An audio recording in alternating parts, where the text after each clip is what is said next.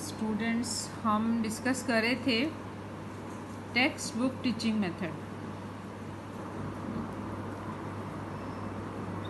जैसा कि नाम से ही आप काफ़ी समझ गए होंगे कि इसमें ज़्यादा फोकस दरसी किताब पर होगा। टेक्स्ट बुक दरसी किताब को कहते हैं और ये जो इस वक्त आपको स्क्रीन पर नज़र आ रही है कि आपकी सेकेंड ईयर की टेक्स्ट बुक है।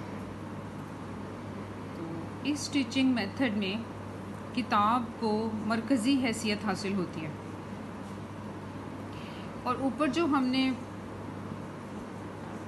पढ़ा था लेक्चर मेथड, उसमें मेन फोकस था मौलिम के ख़िताब को, लेकिन इसमें मेन फोकस किस पर है? दरसी किताब पर।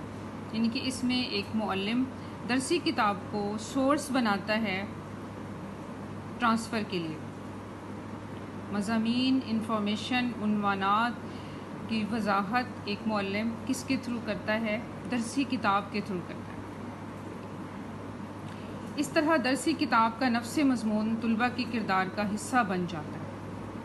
तो आप स्टूडेंट्स जो दरसी किताब में जितनी भी मालूमात हैं, स्टूडेंट्स उनको पढ़ते हैं, उनसे अपने करैक्टर में चेंज लेके आते हैं। तो उनकी चेंज का सोर्स क्या चीज़ बन रही है? दरसी किताब, टेक्स्ट बुक। इस टीचिंग मेथड में जो स्टेप्स मुअल्लिम लेता है वो अब हम डिस्कस कर लेते हैं। नंबर फर्स्ट है, टीचर सबसे पहले जो टॉपिक पढ़ना है उसको खुद रीड करता है और स्टूडेंट्स ने उस वक्त सेकेंड ईयर दरसी किताब खोली हुई होती है। दरसी किताब स्टूडेंट्स ने खोली होती है, टीचर के हाथ में भी एक दरसी किताब होती है। जिस टॉपिक को पढ़ना है टीचर उसको रीड करता है, स्टूडेंट्स उसको सुनते हैं। सेकंड,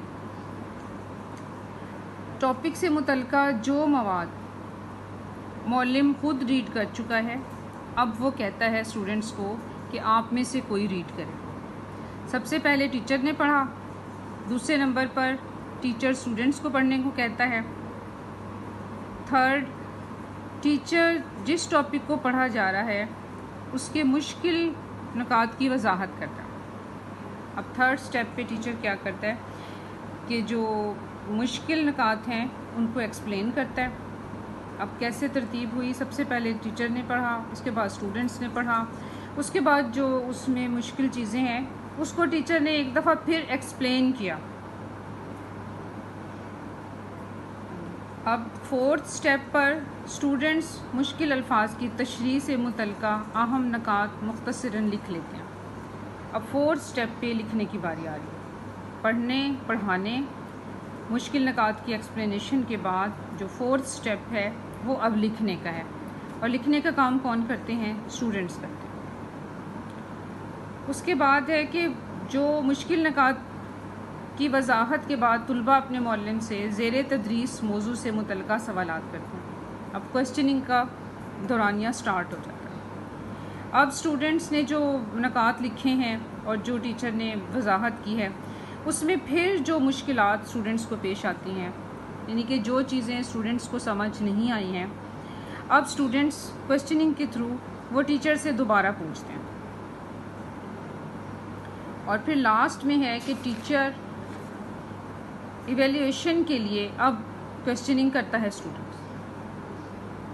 तो सबसे पहले टीचर ने पढ़ा, फिर स्टूडेंट्स ने पढ़ा, फिर टीचर ने मुश्किल नकात की वजाहत की, फिर स्टूडेंट्स ने उनको लिखा, फिर स्टूडेंट्स को उसमें से फिर जो कुछ समझ नहीं आया स्टूडेंट्स ने फिर क्वेश्चनिंग की और लास्ट में अब टीचर ने ये देखने के लिए कि क्या उसका पढ़ाया हुआ सबक स्टूडेंट्स को समझ आ गया है, अब टीचर फिर उनसे क्वेश्चनिंग करेगा और उसके बाद वो जायज़ा लेगा कि कितने % स्टूडेंट्स को आज का लेक्चर समझ आ गया है।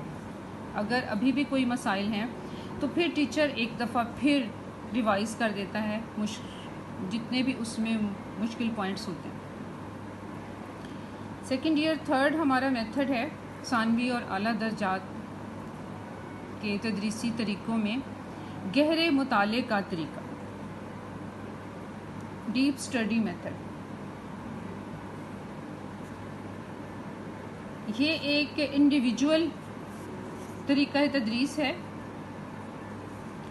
اس میں سب سے پہلے اسٹوڈنٹس خود ڈیپ اسٹڈی کرتے ہیں. کلاس روم میں جتنے بھی ٹاپکس پڑھائے جاتے ہیں اس کے تمام ممکنہ پہلوؤں پر غور و فکر کرتے ہیں. غور و فکر کے نتیجے میں سوالات اور ان کے جوابات تیار کرتے ہیں. یعنی کہ اسٹوڈنٹس اس میں جو ٹاپک پڑھا جانا ہے اس پہ خود مطالعہ کر کے آتے ہیں اور پھر کلاس روم میں بھی غور و فکر اسٹوڈنٹس خود کرتے ہیں اور کوشچنس خود چوز کرتے ہیں اور ان کے جوابات بھی خود تیار کرتے ہیں. سیکنڈ ایئر یہ میں آپ کو بتاؤں کہ جو ایڈوانسڈ کنٹریز ہیں ان میں اس ٹیچنگ میتھڈ کو بڑی کامیابی سے استعمال کیا جاتا ہے. لیکن ہمارے جیسے ڈیولپنگ کنٹریز جو ہیں ان میں اس کا رواج اتنا زیادہ نہیں ہے. اس کی ریزن یہ ہے کہ چونکہ اس ٹیچنگ میتھڈ کا لنک براہ راست اسٹوڈنٹس سے ہوتا ہے تو اس میں پھر اسٹوڈنٹس کے انڈیویجول ڈفرینسز افیکٹ کرتے ہیں. یہ تمام اسٹوڈنٹس معاشی اور مینٹلی ایک دوسرے سے ڈفرینٹ ہوتے ہیں. سب کا IQ لیول ایک نہیں ہوتا کہ وہ ڈیپ اسٹڈی کریں, غور و فکر کریں, سوالات بھی خود لکھیں, جوابات بھی خود لکھیں. تو اس لیے ہمارے جیسے ڈیولپنگ کنٹریز میں یہ ٹیچنگ میتھڈ اتنا سکسیزفل نہیں ہے. لیکن ایڈوانس کنٹریز کا نظام تعلیم چونکہ چائلڈ سینٹرڈ ہے اور وہاں پہ کریٹیویٹی کو زیادہ ڈیولپ کیا جاتا ہے اسٹارٹ سے ہی, اس لیے وہاں پر یہ ٹیچنگ میتھڈ زیادہ کامیاب ہے. اس کو بھی ہم شارٹلی اسٹیپس میں ڈسکس کر لیتے ہیں کہ اس ٹیچنگ میتھڈ کی کون سی خصوصیات ہیں. اس طریقہ تدریس کی بنیاد پر طلباء کا مطالعہ کرنے کا رجحان ہے جو انہیں مطالعے کی طرف راغب کرتا ہے. لیکن اس ٹیچنگ میتھڈ کی بیس میں یہ پوائنٹ ہے کہ اگر اسٹوڈنٹس کا رجحان ڈیپ اسٹڈی کی طرف ہوگا تو تبھی وہ اس ٹیچنگ میتھڈ کے تھرو کامیاب ریزلٹس دے پائیں گے. سیکنڈ, یہ ٹیچنگ میتھڈ اسٹوڈنٹس اور ٹیچر دونوں کی جو ریسرچ ایبیلٹی ہے اس کو ڈیولپ کرتا ہے. چونکہ ظاہر ہے آپ کے سامنے ہی ہے کہ اگر اس میں ڈیپ اسٹڈی ہوگی تو اسٹوڈنٹس کا مائنڈ آبویسلی ریسرچ کی طرف جائے گا اور وہ بہت سی چیزوں پر تحقیق کریں گے, ریسرچ کریں گے, نتائج پیش کریں گے. تو اس ٹیچنگ میتھڈ سے اسٹوڈنٹ کی ریسرچ ایبیلٹی کی ڈیولپمنٹ ہوتی ہے. اس میں نیکسٹ ہے کہ اس میں اسٹوڈنٹ اور ٹیچر کے درمیان انٹریکشن پیدا ہوتا ہے. اسٹوڈنٹ اور ٹیچر دونوں اسٹڈی کرتے ہیں, کویشچننگ کرتے ہیں, ورک کرتے ہیں, ڈیپ اسٹڈی کرتے ہیں. تو اس سے پھر کیا ہوتا ہے کہ ایک تحقیقی ماحول کریٹ ہو جاتا ہے, ایک پڑھنے پڑھانے والا, فکر والا, سوچنے والا, نتائج مرتب کرنے والا ایک انوائرمنٹ پیدا ہو جاتا ہے اور اس سے پھر نئی نئی ریسرچ چیز سامنے آتی ہے.